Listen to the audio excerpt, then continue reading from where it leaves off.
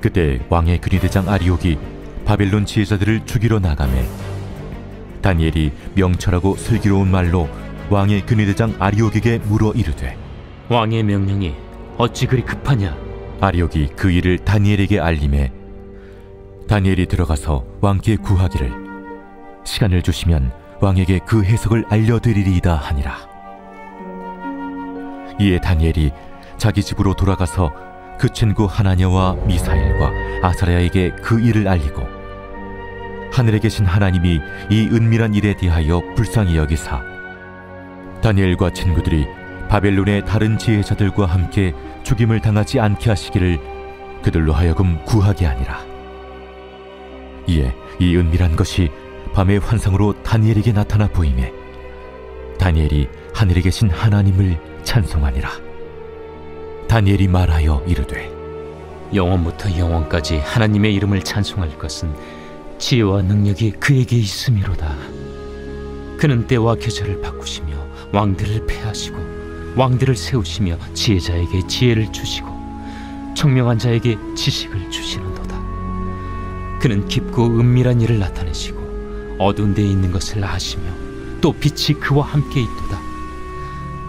나의 조상들의 하나님이여, 주께서 이제 내게 지혜와 능력을 주시고 우리가 주께 구한 것을 내게 알게 하셨사오니 내가 주께 감사하고 주를 찬양하나이다.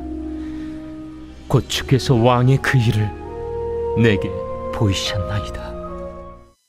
오늘 본문의 말씀은 이제 느부갓네살 왕이 자신이 꾼 꿈의 내용을 말하고 해석해주는 사람이 없자 드디어 진노하면서 모든 바벨론에 있는 지혜자들을 다 죽이라고 명령이 떨어지고 그 명령에 따라 지혜자들을 찾아 죽이려고 돌아다니는 장면. 그렇게 되면 다니엘과 그의 세 친구들도 목숨이 위험해지겠죠.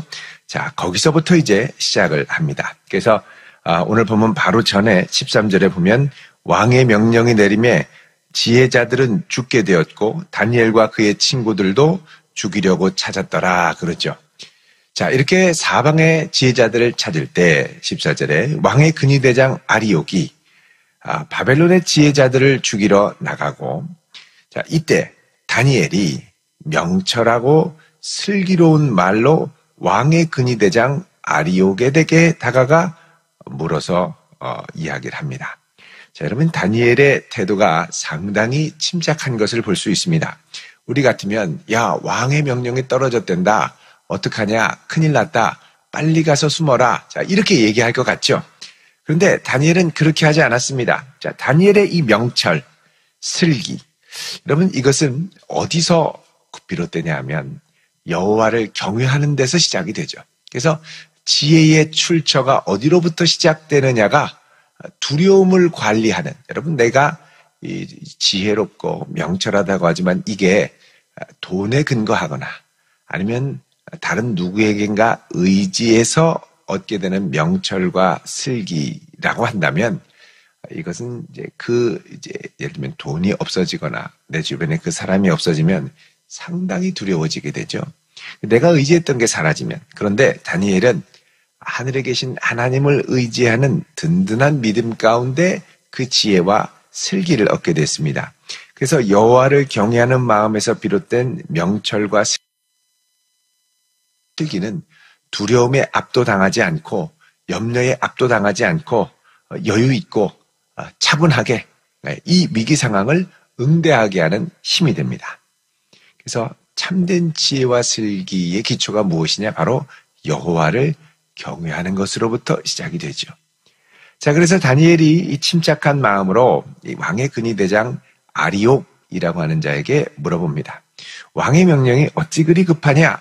그러자 아리옥이 그 사정, 이제 왕이 꿈을 꿨고 그 꿈으로 밤잠을 못 자서 바벨론의 술사들에게 이야기를 하는데 꿈도 얘기하고 해석도 얘기해야 너희들을 살려주겠다고 하지만 술사들은 누구도 왕의 꿈을 알아맞히는 자가 없었기 때문에 다 죽이라고 왕이 진노해서 말을 했다. 자, 이 얘기를 해준 겁니다. 자, 그러자 다니엘이 이제 이야기를 합니다. 16절에 보시면 다니엘이 들어가서 왕께 구하기를. 자, 이제 다니엘이 담대하게 왕에게 들어갔습니다. 하는 말이 뭐냐? 시간을 주시면 왕에게 그 해석을 알려드리리이다. 자, 시간을 주시면 왕에게 그 해석을 알려드리리이다. 그러니까 이제 시간을 조금 주면 이제 알게 됐으니까 이제 그 해석을 알려주겠습니다. 이 말은 꿈의 내용과 해석까지 다 알려드리겠습니다 라는 말입니다. 왜? 왕이 요구했던 것이 그것이었기 때문에. 자, 이 얘기를 하고 17절에 다니엘이 자기 집으로 돌아가서 자신의 친구, 하나님을 경외하는 하나냐, 미사엘, 아사랴에게 이 일을 알리고 18절에 하늘에 계신 하나님께 간절히 기도합니다. 자, 다니엘이 하나님께서 알려주겠다라고 응답하신 것은 아니었습니다. 그런데 일단 들어가서 왕에게 이야기를 합니다. 물론 사태를 진정시키고자 하는 마음도 있고 다급하게 자신과 자신의 친구들의 목숨을 위협하는 이 왕을 진정시키기 위한 목적도 있지만 사실 그 안에는 이런 믿음과 확신이 있습니다. 하나님이 알려주시면 못할 것이 없다. 하나님이 역사하시면 이 문제는 반드시 해결된다. 자, 포로기의 제국의 통치자도 해결하지 못하는 그 문제를 우리 하나님은 해결해 주실 수 있다. 이 확신과 믿음이 있었죠. 사실 이 확신과 믿음은 어디서부터 시작됐냐면 여러분 1장에 다니엘이 뜻을 정해서 하나님 앞에 이제 결단을 하는 거죠. 왕의 음식으로 나를 더럽히지 아니하겠다. 1장 8절에 뜻을 정하여. 그래서 뜻을 정하여 이제 왕의 진미로 자신을 더럽히지 않고 채식을 했더니 하나님이 그들을 아주 기쁘게 여기셔서 17절에 이 네 소년에게 학문을 주시고 모든 서적을 깨닫게 하시고 지혜를 주셨는데다가 다니엘이 모든 환상과 꿈을 깨달아 아는 특별한 은사를 받게 됐죠. 그러니까 이 은사를 경험했던 다니엘이 이제 하나님에 대한 자신감이 있었던 겁니다. 이거는 그 누구도 감히 할 수 없었던 바벨론에서 하나님께서 다니엘에게만 맡겨주셨던 일이었죠. 은사였죠. 그래서 이것을 경험했던 다니엘은 만약에 바벨론 왕이 이런 문제가 있다면 하나님이 내게 주신 은사로 말미암아 하나님이 내게 은혜를 주시면 능히 감당할 수 있다. 그래서 이 얘기를 합니다. 그러니까 이 모든 것의 시작은 어디서부터 시작되느냐? 이 포로의 상황, 제국의 통치에 순응해야만 하는 상황에서 자신을 구별되게 살기로 결단하며 뜻을 정하며 하나님 앞에 용기 있게 자기의 거룩을 지키겠다고 다짐한 순간부터 시작이 됩니다. 그래서 첫 다짐, 첫 결단이 얼마나 중요한지 모릅니다. 하나님은 결단하는 그 사람을 향하여 하나님의 나라를 위한 계획을 갖고 계십니다. 하나님은 뜻을 정한 그 사람을 통하여 하나님의 능력과 역사를 나타내기를 기뻐하십니다. 여러분 그렇게 쓰임받는 성도 될 수 있기를 축원드립니다. 자, 여기 보면 이제 다니엘이 그렇게 얘기를 하고 17절에 돌아가서 제일 먼저 뭐 하냐면 자기 친구 하나냐와 미사엘과 아사랴에게 그 일을 알리죠. 자, 이 알리는 건 왜 알리냐? 큰일 났다가 아니라 염려하기 위해서가 아니라 중보기도 해달라고 부탁을 하는 겁니다. 자, 그래서 18절에 하늘에 계신 하나님이 이 은밀한 일, 왕이 꾸었던 그 꿈과 해석에 대하여 우리들을 불쌍히 여기사 다니엘과 친구들이 바벨론의 다른 지혜자들과 함께 죽임을 당하지 않게 하시기를 그들로 하여금 구하게 하니라. 자, 그래서 다니엘은 하나님이 자신에게 이런 꿈과 능력, 꿈과 이 환상을 해석할 수 있는 지혜와 은사를 주셨지만 이것도 친구들의 중보 기도와 격려와 영적인 서포트가 있어야 가능하다라고 생각을 하고 친구들에게 중보 기도를 부탁합니다. 이 위기 가운데 함께 마음을 모아 기도해 줄 수 있는 동역자가 있다는 건 참 귀한 일이고 여러분 이런 동역자를 목장에서 남녀선교회에서 교회에서 구하며 찾으며 함께 기도할 수 있는 성도 되기를 바랍니다. 얼마나 복된지 모릅니다. 이 새벽에 함께 이렇게 기도할 수 있는 성도들이 있다는 거 얼마나 귀한 일이겠습니까? 자, 그래서 무슨 역사가 일어날 때 또 위기 가운데 있을 때 교회는 함께 모여 끊임없이 기도하기에 힘써야 합니다.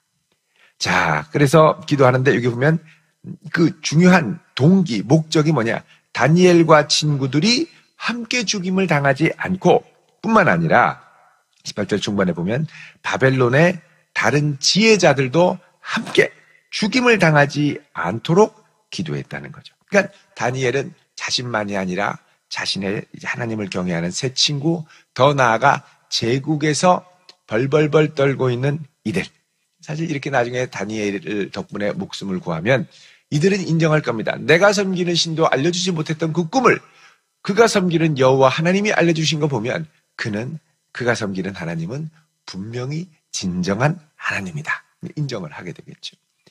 자, 19절에 이렇게 기도했더니 이 은밀한 것이 한밤중에 환상으로 다니엘에게 나타나게 됩니다. 자, 하나님이 나타나셨습니다. 여러분, 이 놀라운 건 이 은밀한 것이 다니엘에게 나타나 보였다는 건 다니엘도 이것을 자기가 보려고 애쓰고 노력하고 막 눈을 감고 상상하고 그리고 그게 아니라 다니엘도 잠자는 중에 하나님이 불현듯 찾아오셔서 말씀하시는 거죠. 그러니까 왕도 자기의 무방비 상태에서 꿈이 찾아와 두려워했다면 다니엘은 자기의 무방비 상태에서 꿈이 찾아와 소망을 얻게 됩니다. 자, 이거 보면 인간이 얼마나 무력하고 빈틈이 많은 존재인지 모릅니다. 하나님께서는 꿈을 통하여 언제든지 능히 역사하실 수 있는 분이라는 걸 보여주죠. 그리고 이 꿈이 침입하고 그 사람의 마음과 머릿속에 들어갈 땐 그 누구도 방어할 수 있는 자가 없습니다. 하나님 전능하신 하나님이죠. 자, 이렇게 해서 이 은밀한 것들을 하나님이 보여주시자 다니엘이 하나님을 찬송합니다. 20절에 다니엘이 말하여 이르되 영원부터 영원까지 하나님의 이름을 찬송할 것은 지혜와 능력이 그에게 있음이로다. 모든 능력과 지혜의 근원은 하나님이라는 겁니다. 자, 이 하나님은 어떤 분이냐? 21절에 때와 계절을 바꾸시며. 자, 여기 이 때는 하나님의 구속 역사가 이루어지는 때를 말합니다. 여러분, 7장, 다니엘서 7장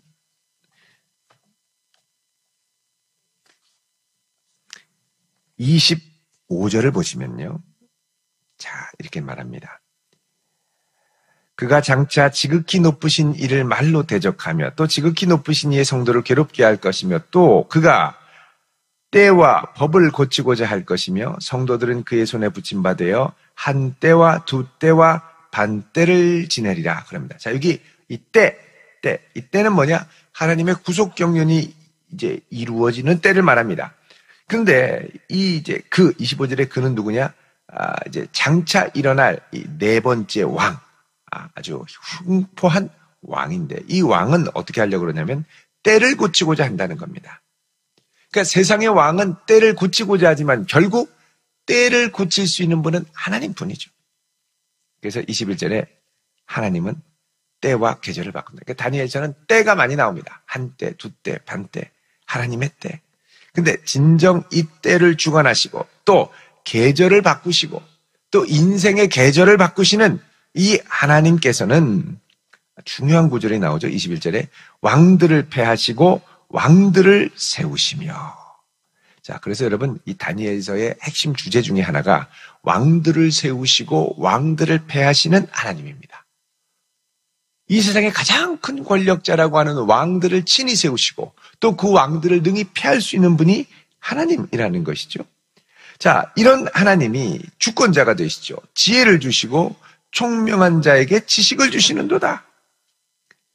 왕이라고 해서 모든 지식을 갖고 있는 게 아닙니다.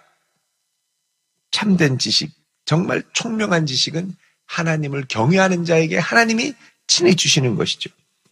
22절에 그는 깊고 은밀한 일을 나타내시고 어두운 데에 있는 것을 아시며 또 빛이 그와 함께 있도다 그럽니다. 자, 하나님은 깊고 은밀한 일을 나타내시고 빛을 드러내시고 23절에 나의 조상들의 하나님이여 주께서 이제 내게 지혜와 능력을 주시고 우리가 주께 구한 것을 내게 알게 하셨사오니 내가 감사하고 주를 찬양하나이다. 자, 나의 조상들의 하나님, 이스라엘의 하나님이라는 겁니다. 아브라함의 하나님, 이삭의 하나님, 야곱의 하나님이요 주께서 이제 내게 지혜와 능력을 주시고 주께 구한 것을 알게 하셨습니다. 그러니 내가 주를 감사하고 찬양합니다. 곧 주께서 왕의 그 일을 내게 보이셨나이다. 그러니까 왕만이 꾸었던 그 꿈을 하나님이 그대로 다니엘에게 보여주실 뿐만 아니라 해석까지도 보여주셨다는 겁니다. 자, 이로써 정말 목숨이 경각에 달렸던 절체절명의 위기 가운데 다니엘은 새로운 소망과 하나님의 역사하심을 이 바벨론의 제국에 아주 서슬이 퍼런 이 바벨론의 삼엄한 이 죽음의 기운이 오고 경계의 기운이가 이제 삼엄하게 펼쳐질 때 이제 오게 되는 것이죠. 그래서 다니엘은 떠는 대신 위기 가운데 기도하는 사람이었습니다. 여러분, 우리가 삶에 위기가 찾아올 때, 또 어려운 일이 찾아올 때 우리가 가장 먼저 하는 일은 무엇입니까? 염려하고 두려워하고 떠는 것이죠. 네, 다니엘은 하나님을 경외하는 지식과 이전에 하나님이 주셨던 하나님 체험이 있었기 때문에 위기 중에 떨지 않고 도리어 위기 중에 기도의 동역자들을 찾아서 기도를 부탁하고 기도를 합니다. 기도의 동역자들을 찾아 열심히 기도하는 거죠. 여러분, 위기 중에 기도할 수 있기를 바랍니다. 두려워하고 염려한다고 해서 그 문제가 해결되는 게 아닙니다. 문제를 해결하시는 분은 여호와 하나님 분이십니다. 그래서 우리는 위기 중에 떨고 두려워하기보다 이 모든 염려와 모든 두려움을 다 주께 내어 맡기고 오직 기도와 간구로 역사하시는 하나님을 신뢰하며 간구함으로 나아가야 될 줄로 믿습니다. 오늘 이 아침이 하나님께 간구하는 그런 복된 아침, 또 응답을 경험하는 복된 한 날 될 수 있기를 우리 주님의 이름으로 축원드립니다. 기도하겠습니다. 할렐루야. 거룩하신 아버지 하나님, 오늘 이 한 날도 주의 권능의 손으로 우리를 붙들어 주시고 하나님 응답하여 주시옵소서. 예수님의 이름으로 기도드립니다. 아멘.